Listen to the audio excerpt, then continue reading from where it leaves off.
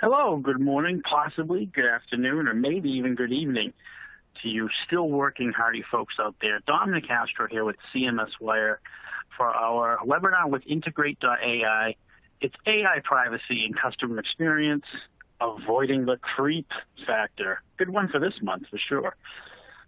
All right, so this is our little agenda here today. We're in the introduction section at the moment, the introduction phase, only about 5 minutes, if that, because the meat of the show is our presentation.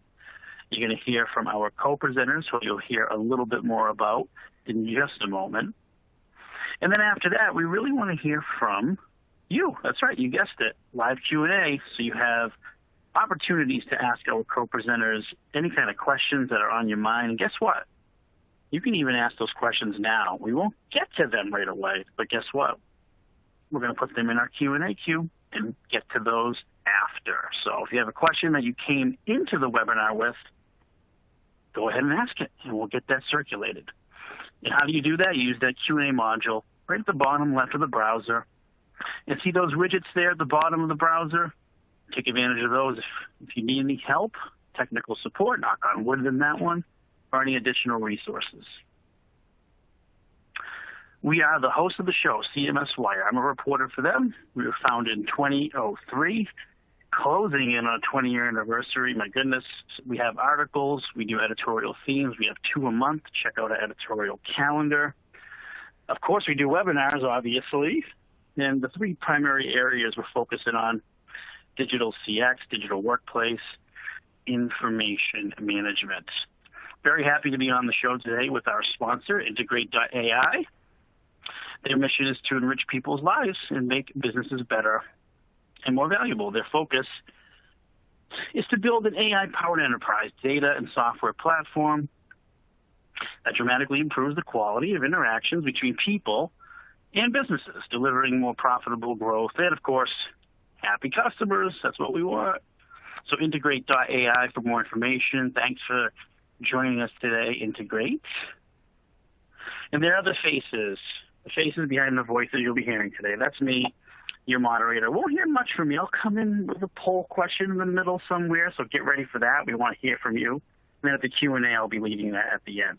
But the real stars of the show are the co-presenters there, Pam and Megan. So Pam Snively, Chief Data and Trust Officer at TELUS, and Megan Anderson, her co-presenter, Head of Trusted Signals Exchange at integrate.ai.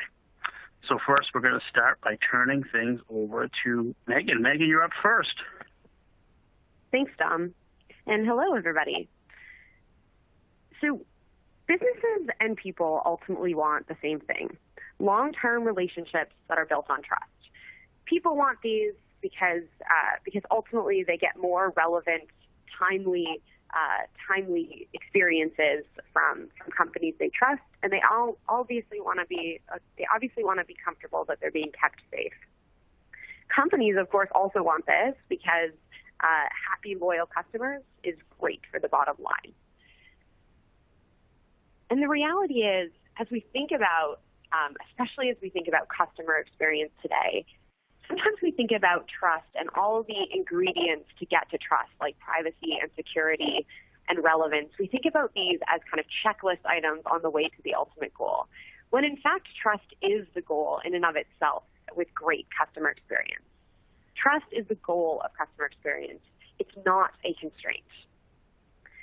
And so as we think about trust, there's really 3 elements that I like to think about: reliability, safety, and relevance. I need to know that I'm going to get what I want, when I want it, in the channel that I want it, and I need to know that throughout that whole process I'm going to be kept safe, and I really want to know that I'm not going to be bombarded with a bunch of noise in my interactions with you. A great example of this, and kind of the original example of this, was the local mom and pop shop. So if you think about when you enter your kind of local mom and pop grocery store and there's a particularly good shop owner, they see you kind of staring at the cereal aisle. Maybe you look a little bit bewildered, and they come over and they pick up on that behavioral cue of your confusion, and they say, "What are you looking for today? Can I help you?"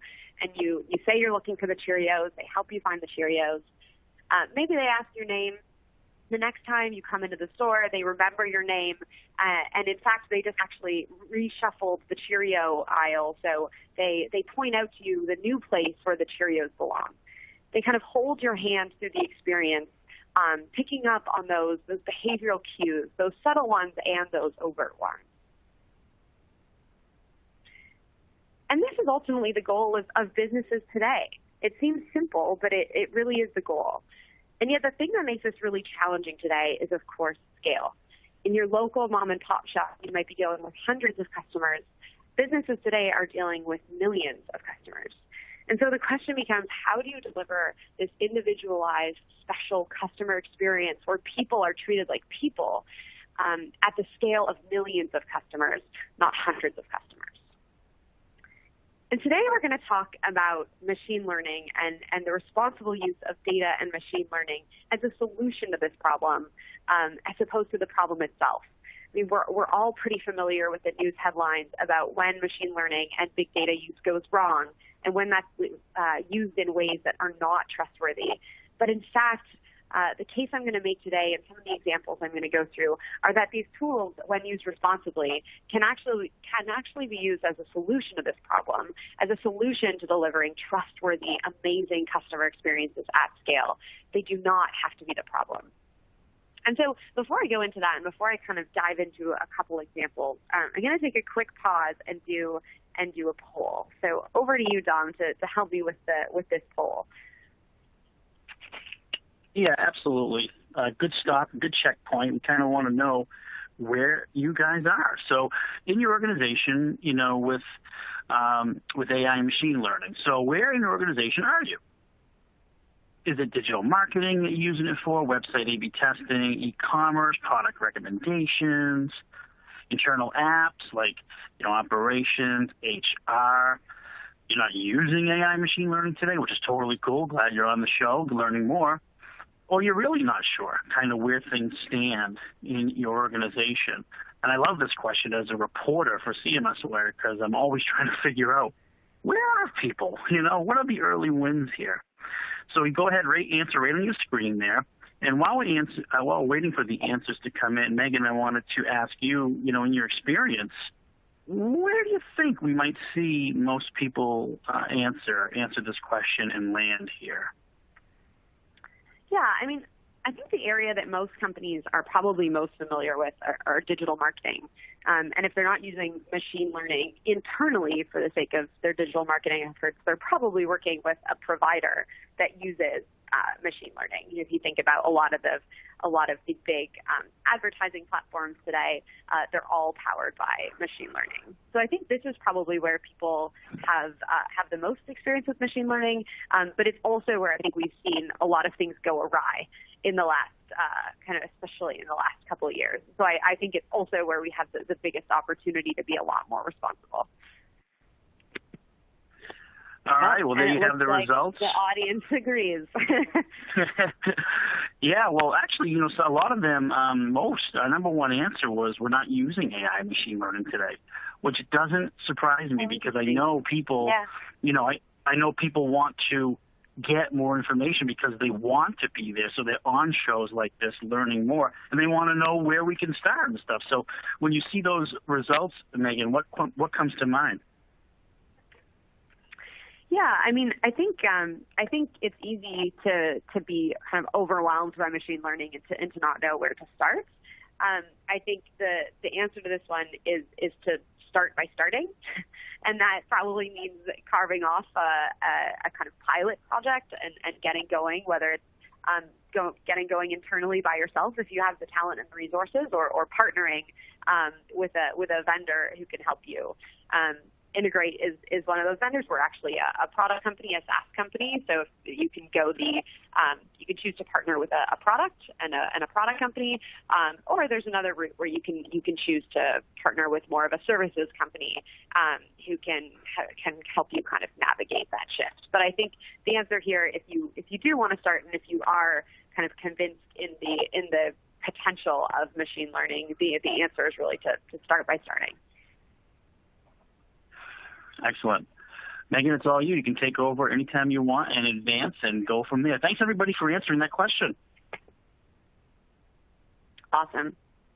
Okay, so I left you before the poll, as we had just talked about how machine learning and the responsible use of big data can actually be the answer to how do we deliver trustworthy experiences at scale. But before I dive into a few examples of what that looks like, let me first back up and see where we have actually gone wrong. I think it's also always important to understand the problem before we jump to the solution.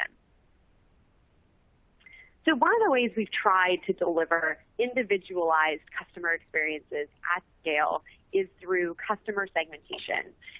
And folks on this call are probably familiar with customer segmentation, but of course it's the act of cutting up your entire group of customers into smaller groups of people with like attributes.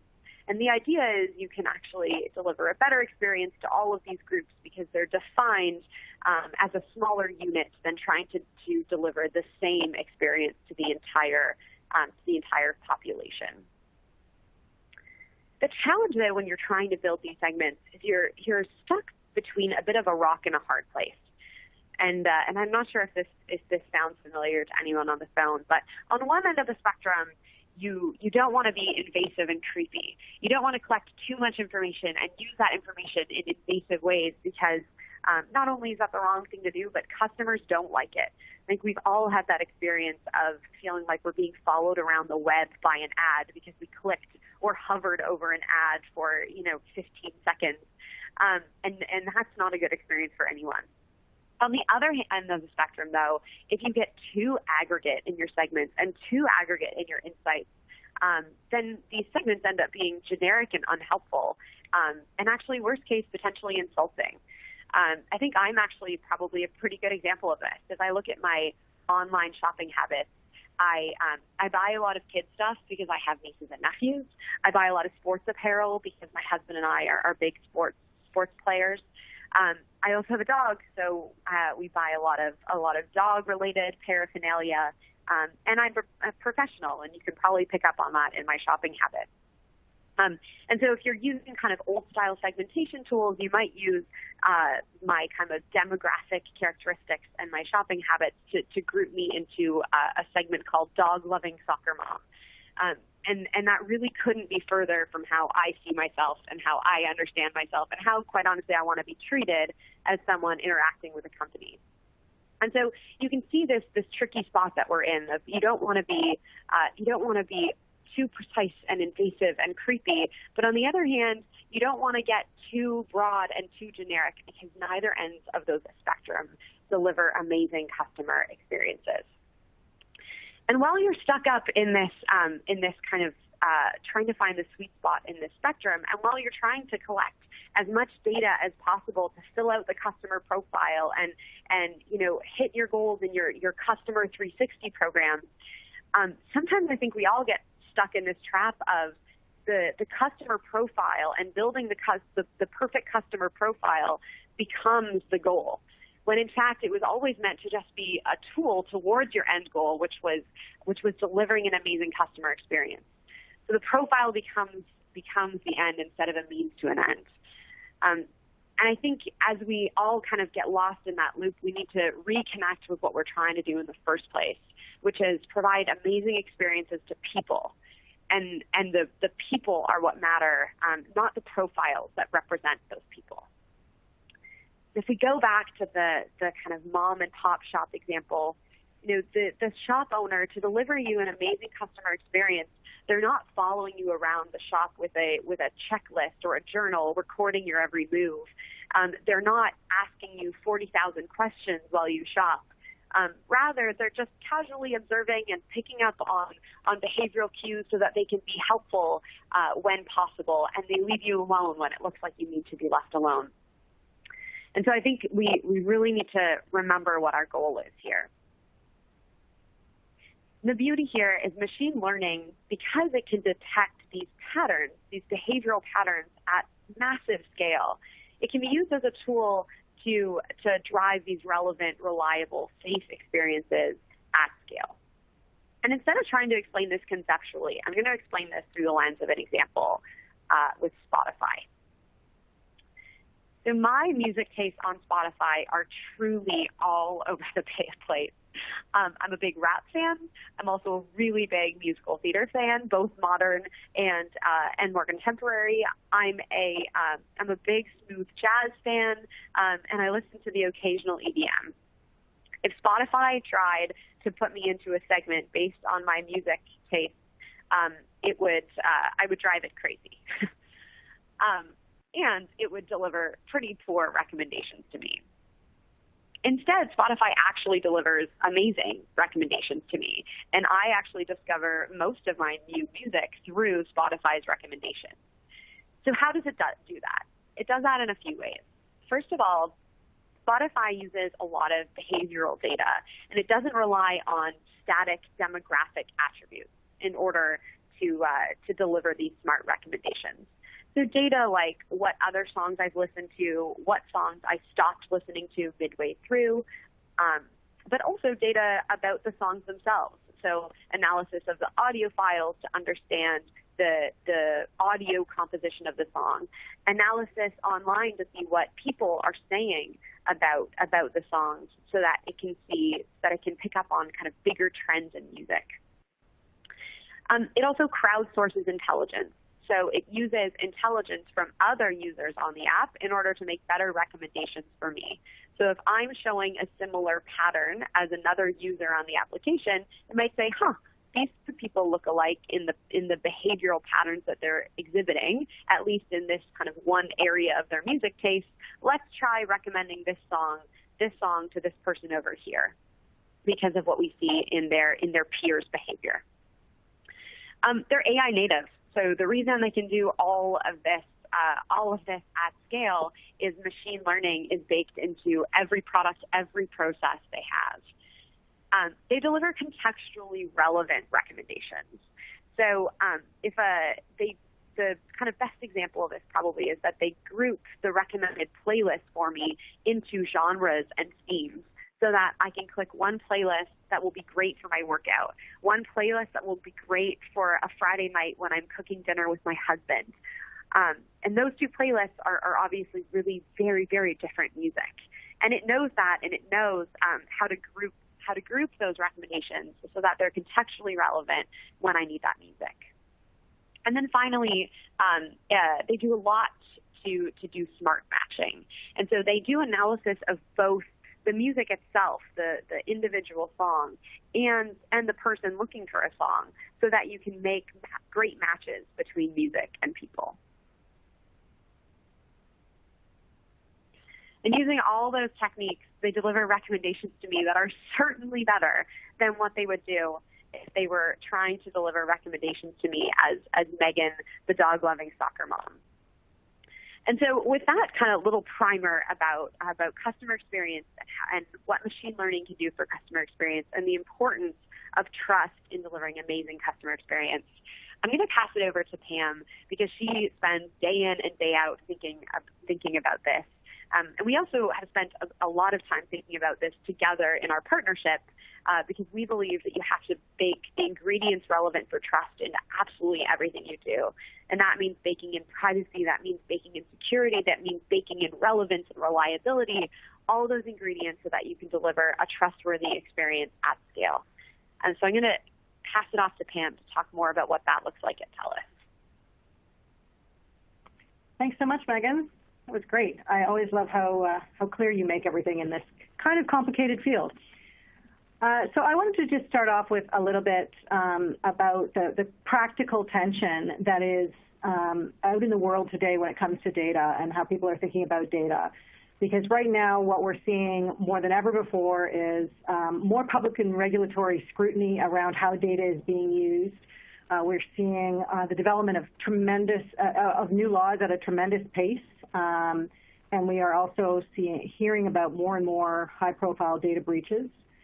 There are more discussions about Big Brother and surveillance society than there have been in decades. So this is one side of the continuum.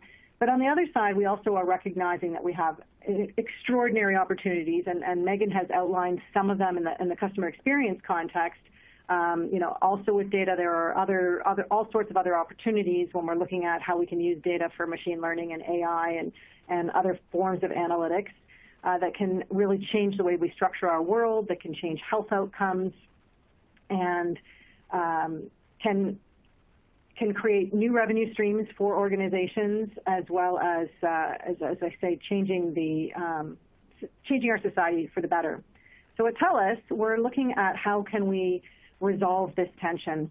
And TELUS is it's one of the three big telcos in Canada. So we have a tremendous amount of telecommunications data and all of the data that goes with running a telecommunications company.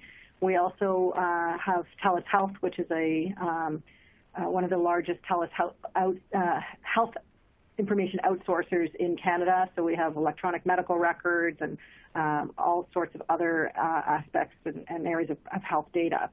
So this is very, very relevant to us. So as we're dealing with this practical tension that's in society right now, we are reminded constantly of all of the promise of what we can do with this data. And as I said, Megan just outlined a lot of that. But I want to just highlight how critically important this is, because as we approach this question of privacy and trust, we cannot ever lose sight of the promise that we're trying to achieve here, whether that's the excellent customer experience or one of these other socially beneficial goods. But ultimately, from an industry and company perspective, it's how can we enable our companies to compete in the large digital economy right now internationally.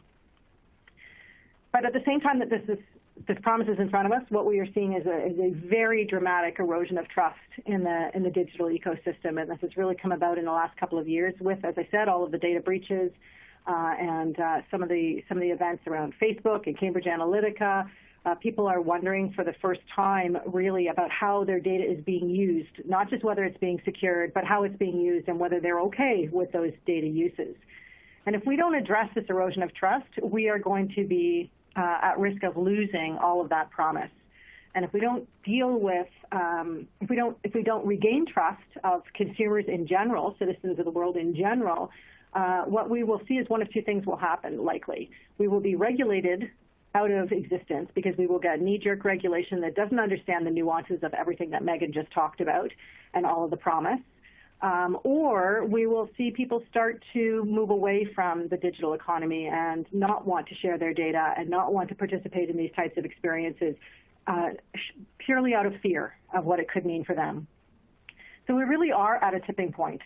And I love this quote from Giovanni Buttarelli. He's the late EU data protection supervisor out of Europe, and he felt very strongly that we shouldn't be allowing the technology that exists right now, machine learning, AI, or any other technology, to dictate our values and rights, but also wanted to make it really clear that promoting innovation and preserving fundamental rights such as privacy should not be perceived as incompatible. We can do both of these things. So in Canada, we have legislation here that has this one underlying principle, and I think this is a core principle to building trust with individuals, and that is that an organization can only collect, use, or disclose personal information for purposes that a reasonable person would consider appropriate in the circumstances. That seems like a reasonable statement, but it's actually really, really challenging when we start getting into more and more complex technology, such as artificial intelligence and specifically machine learning. Because how can we answer the question about whether or not a reasonable person would consider a particular data use to be appropriate in the circumstances when it is way beyond their understanding and quite possibly even their imagination? What we are doing. So very, very, very challenging to deal with that situation.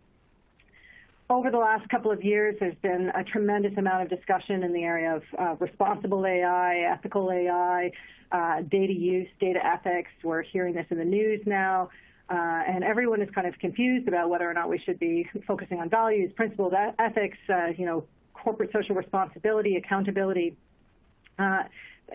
We are a little bit lost in how to deal with the situation where where trust has been lost. At TELUS, our solution has been to focus on accountability because it incorporates all of those things. So when we talk about accountable use of data, that includes responsible data use, AI, and it requires us to develop values and principles to drive how we're going to make decisions around AI. But even at a more primary level, what we said was at the outset, and these seem like obvious. They should have obvious answers to the questions, but they don't always. And in order for us to be accountable or responsible for data use, we have to be able to answer these questions. How we are using the data and the related technology. Again, when we're talking complex technology, often it's really hard for organizations to articulate that.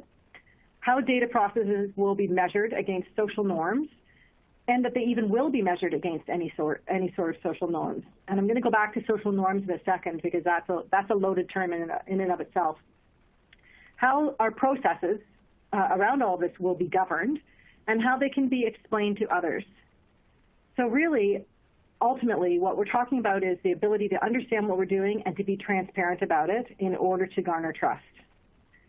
We need to be able to explain what we are doing. Not everyone wants to hear it all the time, but we need to be able to explain it, or else we are not being accountable. So in this shift, and I talked a minute ago about social norms, in this shift where we talk about social norms and measuring what we are doing and the decisions we're making about data, how we're using it, whether we should use it in a way, rather than just can we use it in a way? Because often, we have the technology, we have the capability of doing something, but we shouldn't be doing it. So when we start to move to make that shift to ethics, it's created a lot of discomfort among some of the key players, data scientists, engineers, marketers, not used to talking about ethics in this way and want to just kind of continue doing what they've been doing. And this requires a level of coordination within an organization that has heretofore not been seen. We need a common approach, though, because when we talk about ethics, we often get mired in, well, whose ethical framework? And I don't know, I took an ethics course in university, and we talked about 10 different types of models, and none of them are quite right, and none of them quite work perfectly. So we can become quite mired in that, and what we really need to do is sit down and say, well, what are the core principles that we are going to be committed to, and how can we be transparent about them? So practical issues of trying to pull all of these pieces together and start to govern data in this way, in an accountable manner, are the more rigorous we get, the more we might need to slow down, just at a time when everyone is telling us we need to speed up because innovation is happening so quickly around us. So we're trying to balance that speed to market for our businesses with effective and demonstrable governance. So it doesn't need to just be effective. We need to be able to demonstrate that it's effective. We also need to worry about avoiding bias, data bias, algorithmic bias, and the bias in application of what comes out of our machine learning initiatives in order to be fair and just in how we're operating. We need to be sure about the accuracy of our insights, and Megan talked a little bit about how it doesn't feel good when the insights are inaccurate. That it can also be worse than just sort of getting tagged as a soccer mom.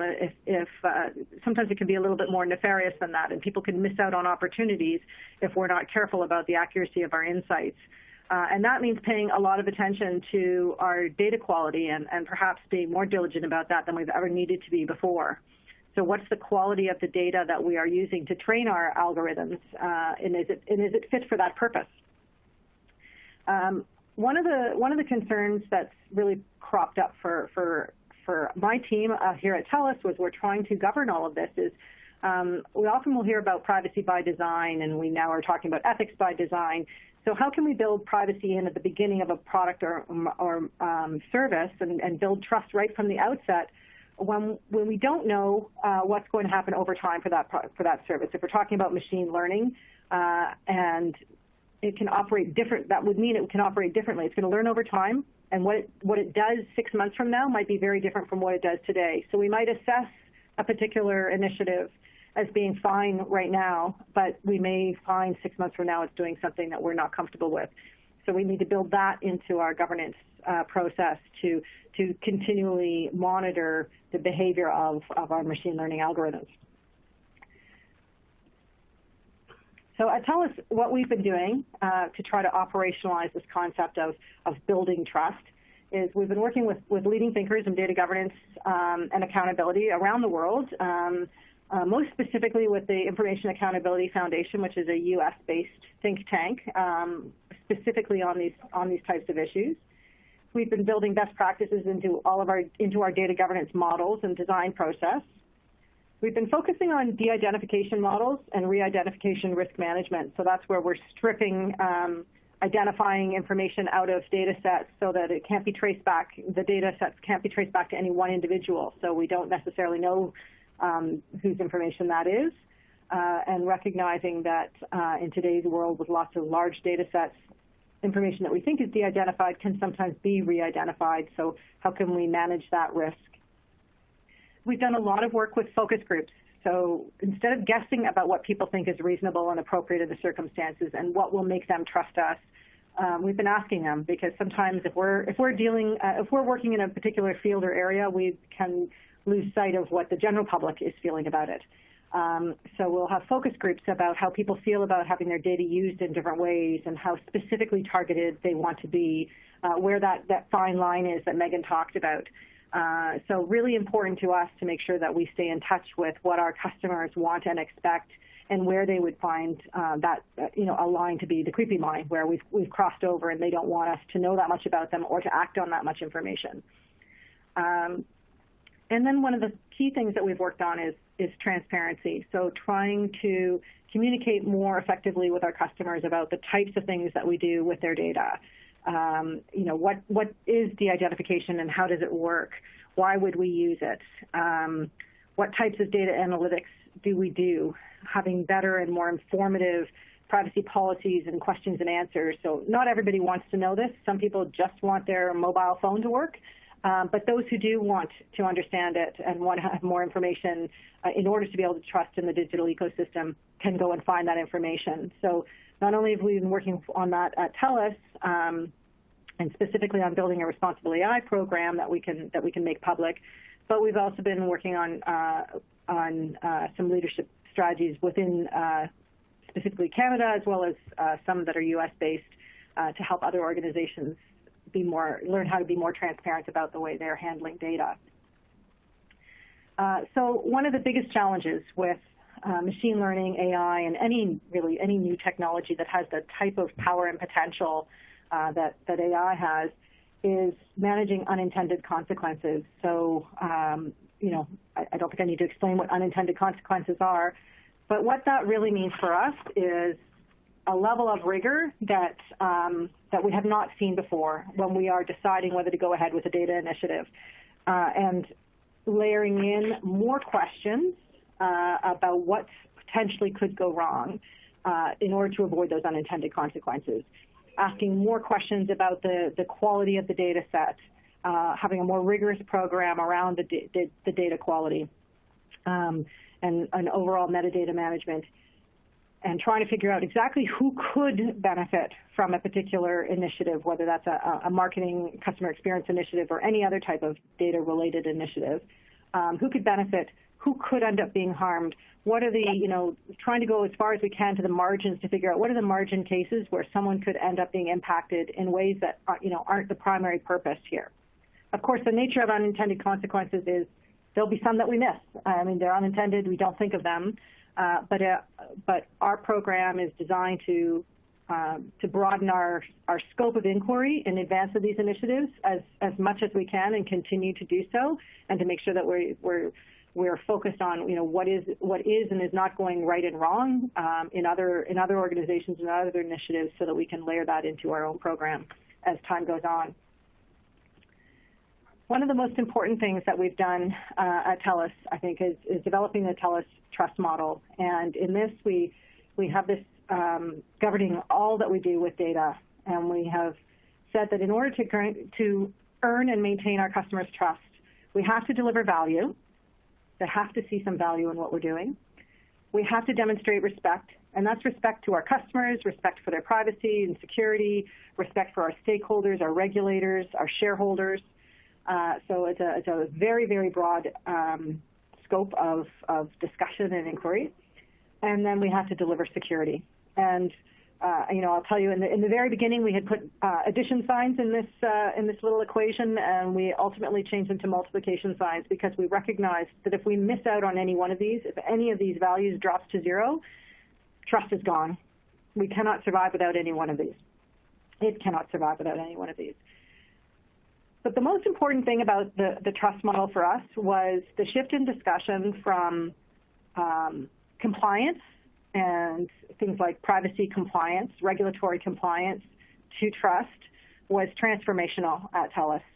When I used to go to the business and talk to them about privacy compliance, I got a request for a checklist, and I would get back a checklist with almost everything checked almost every time, and they would do the minimum necessary to put a check in the box to get it past me, to get it past my office or past the compliance department or past legal or whoever it is who's governing them.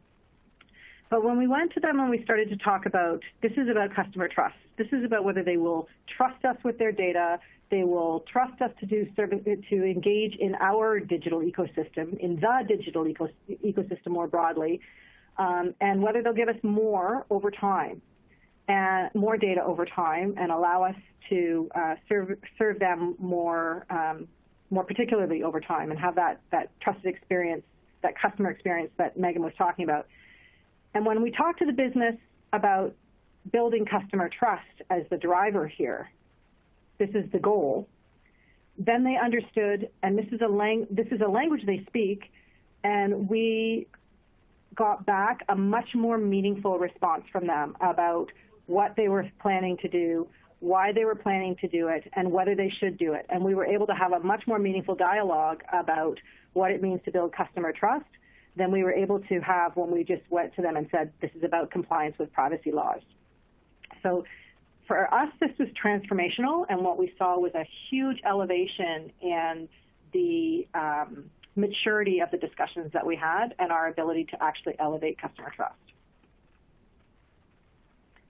Another big part of our program has been moving into more complex impact assessments of our data initiatives. And so I talked about this earlier as this more rigorous form of inquiry before we decide whether we should do something. So of course, first we're figuring out whether we can do it and having discussions with organizations like integrate.ai. And then we're having even more complex discussions with them about whether we should do that in the particular context. So really, when we look at, some of you may have heard of privacy impact assessments, where you look at whether or not something could impact privacy rights. We are looking at a much broader assessment about whether or not,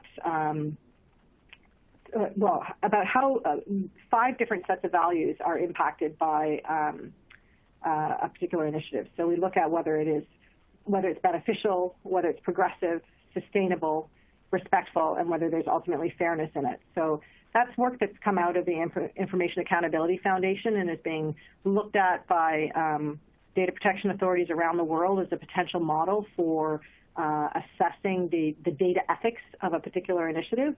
And we are building that into our tools and processes as a way of gaining more comfort with how we can proceed with the data initiative.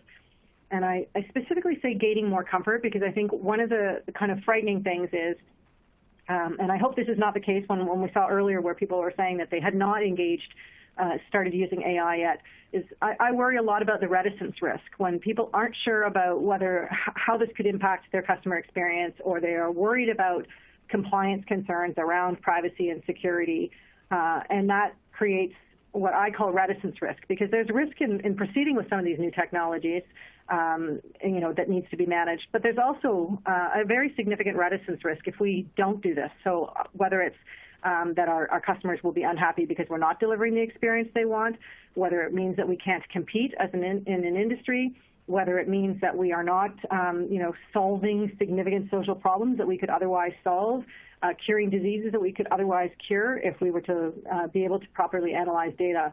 So the reticence risk of not proceeding is just as significant, if not more significant, than the risk of proceeding. And we are building mechanisms to manage the risk of proceeding. So I think it's critically important that we all engage in this activity. I'm going to move on. So when we're looking at how to build this into the business, we've now started talking about X by design. So at TELUS, we developed a privacy by design program which helped our developers, and we're still implementing aspects of it, help our developers and of products and services and technology to understand how to build privacy into their design. We later started to introduce concepts of secure by design. So similar concept where building that security right in from the outset, so that privacy and security aspects become part of the build requirements. So we don't have engineers who say, I'm just going to build this in the most efficient way possible, and then we're telling them later to layer in privacy and security restraints. We are now saying, no, build this in the most efficient way possible that also protects privacy and security, and putting that into the requirements. But now we're also saying, and ethics. So we want to also consider the potential impacts on individuals, on humans, on society, on the business, on our shareholders. So we're now asking them to layer in a whole other layer of design criteria. And the idea here for us has been, to really challenge our development teams and give them the information, as opposed to putting this, as a gate or a barrier farther down the development process, but give the development teams the criteria up front about what we're going to need to do, and telling them right up front, we're going to need to explain how this AI works. We're going to need to explain how the machine learning works. And that doesn't mean we have to publish our algorithm. That means people want to understand, well, what information about me in general is going to go into this algorithm, and what type of use are you going to put it to afterwards? So, for example, I don't need to know the algorithm on how you decide whether or not to market me, send me marketing about golf. But I might want to understand that you've got some algorithm that somehow has made some correlation that people who wear orange shirts like to golf, and that you have somehow got information about my shopping habits, and you know that I've bought a lot of orange shirts in the last year, and therefore you're going to market some golfing materials to me. I at least want to understand that my shopping patterns will influence whether or not you've made certain conclusions about me for marketing purposes. I want to know that you've looked at those shopping patterns for that purpose. I don't need to know the algorithm. I do not need to understand how it came up with that very curious correlation, which, by the way, is fake. I'm making that up. But I do want to understand that you are looking at my shopping to decide whether to market your golfing to me. And that becomes highly relevant when we're talking about things that are truly impactful to individuals, like whether or not they might get approved for a mortgage based on something that might seem irrelevant to them, like maybe their shopping habits. We also are really focused on having even our developers understand right from the get-go, and the people who are thinking about a particular initiative, to understand what is the narrative, and I sometimes phrase it as the media story. So what is the narrative or story that we are comfortable with if this goes to the press and goes to the media and says, TELUS is doing this with your data. TELUS is analyzing your data in this way to get you to do X, Y, or Z. And if we don't have a story that's true and accurate that we're comfortable telling, then we should not be doing it. And all of this complex inquiry, I don't want to minimize it down to that, but that ultimately is probably the best test for us.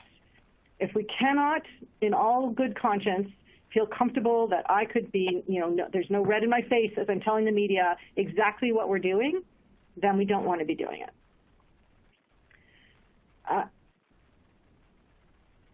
The other piece is monitoring, and I talked a little bit about that. So building in the concept of monitoring of your machine learning algorithms. So if we're talking about something that is deeply impactful to individuals, such as whether they're going to be eligible for a mortgage, then you need to be monitoring more often. If you're talking about really sensitive personal information, again, monitoring more often. If you're talking about some general demographic type information, information that's not particularly sensitive to determine whether or not someone might receive a particular marketing campaign, then you probably don't need to be monitoring as often. But we make these decisions based on risk and impact to individuals because we think that's the right thing to do, and that is how we garner trust with our customers. And then finally, there's the review threshold, which is another key piece to think about in your design, which is what is the threshold at which you will embark on these additional reviews, and where does it get kicked up? So we have sort of escalating reviews within our organization, where if we can't resolve a particular should we question, then it goes up another level for more discussion about the strategic direction of the organization. And so that's an important part of building into the process. What are those particular review levels?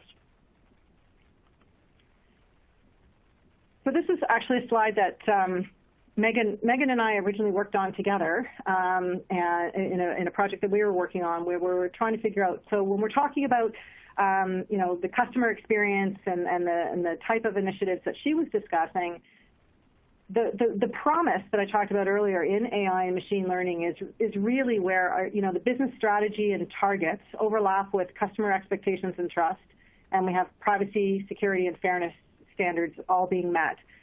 And the more that we can bring those three circles together, the bigger that promise gets. And so if we can converge them all, and I do believe that is almost entirely possible, we can create a really, really significant area of promise. This is actually really hard work.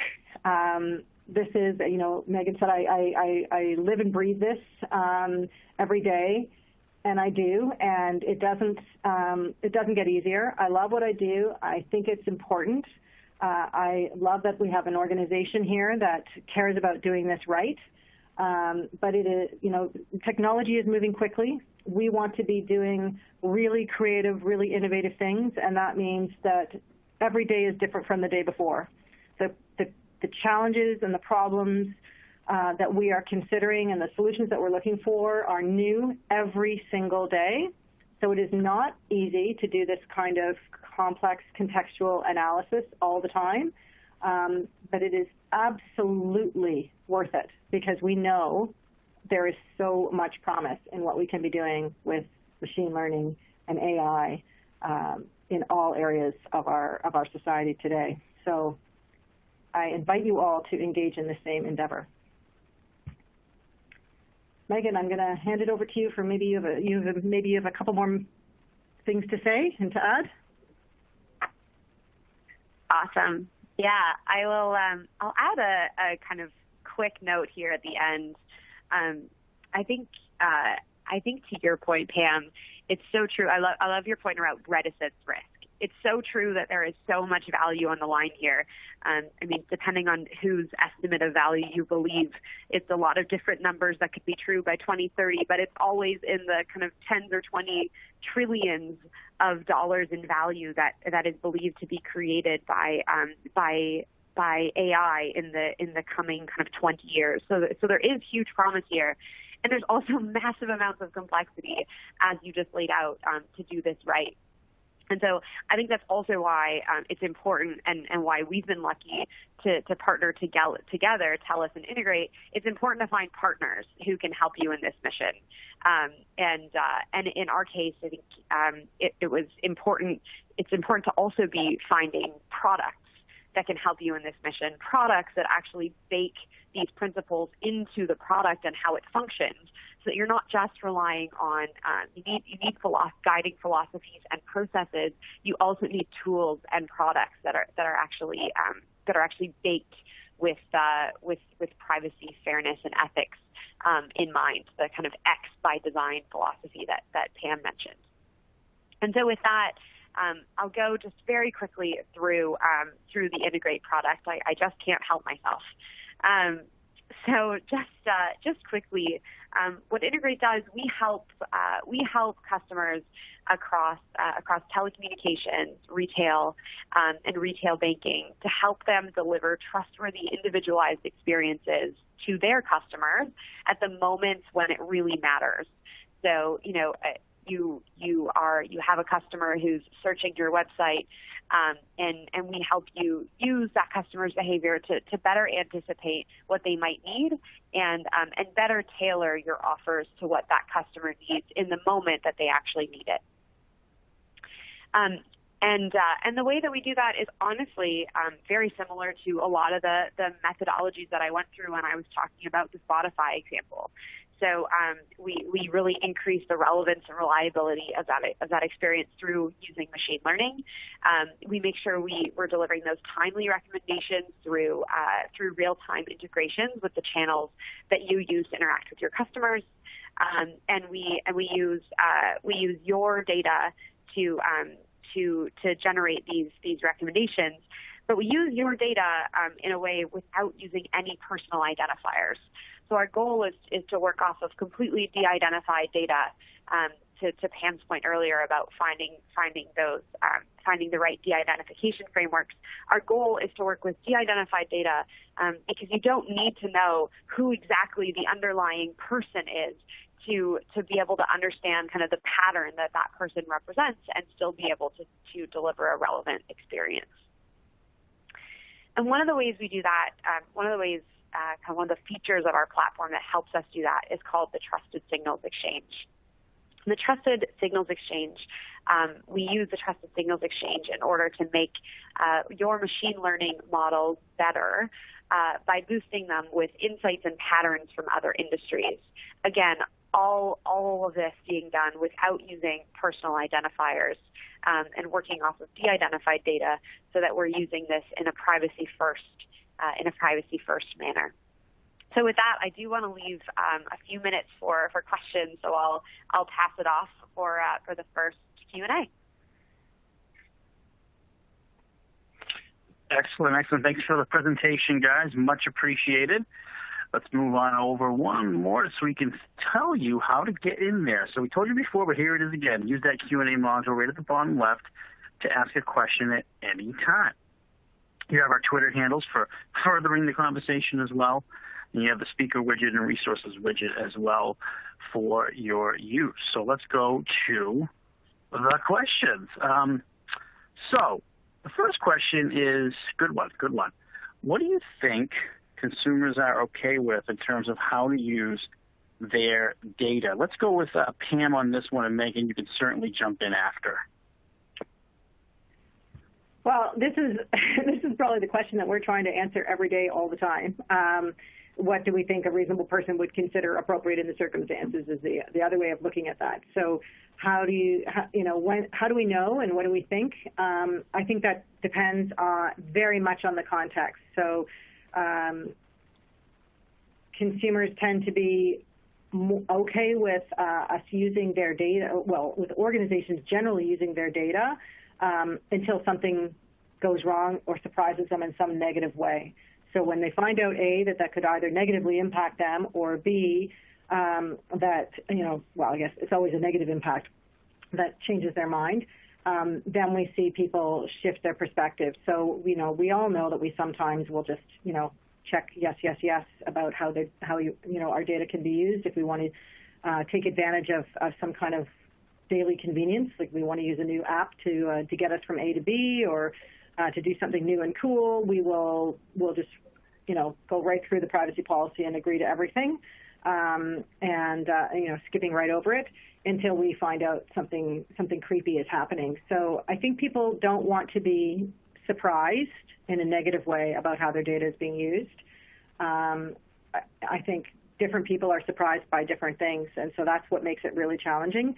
In Canada, we have a consent model, so it's a little bit easier if we're asking people to consent to particular types of uses. But consent is a pretty strained model when you're talking about complex data uses and complex data flows. But this is why we do a fair amount of focus groups where we will ask people what they think in particular contexts, because I don't think we can give a general answer to what people think is okay to do with their data, because it is so deeply contextual. Yeah, couldn't agree more.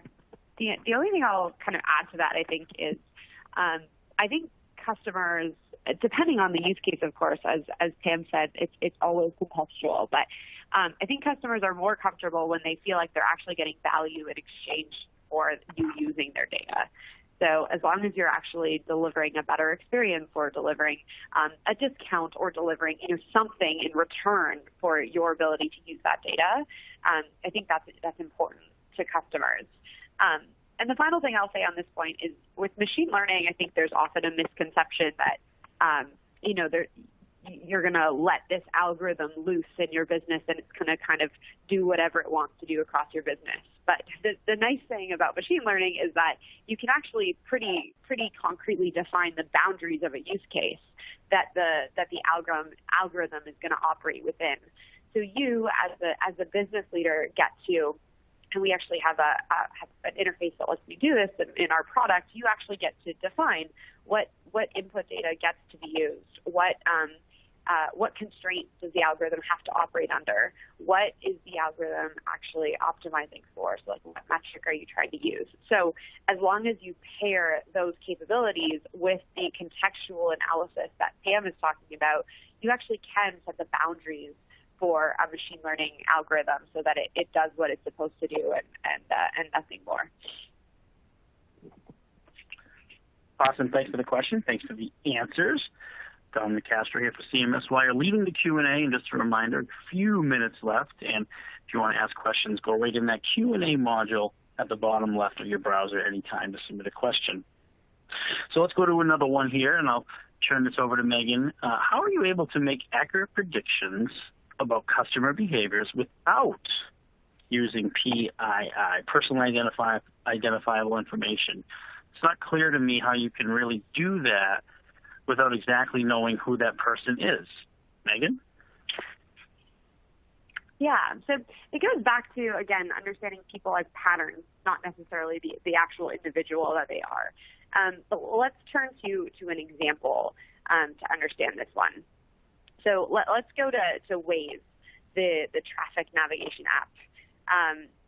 Waze gives you predictions about whether you're best to turn right or left ahead based on your desired destination. And it uses data. One of the data sources it uses is from other cars around you to help inform the predictions that it's delivering to you. It doesn't actually need to know or share anything about the people in those other cars or personal information about those other cars or the type of car that those other people are driving in order to deliver you a more relevant prediction for whether you ought to turn left or right. It does this by understanding common grounds for the prediction that it's trying to make.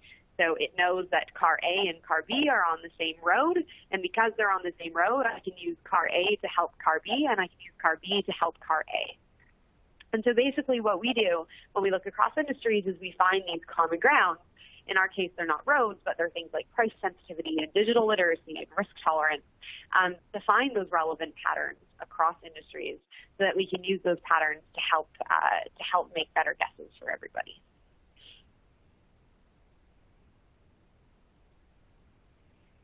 Awesome. Thanks so much for that.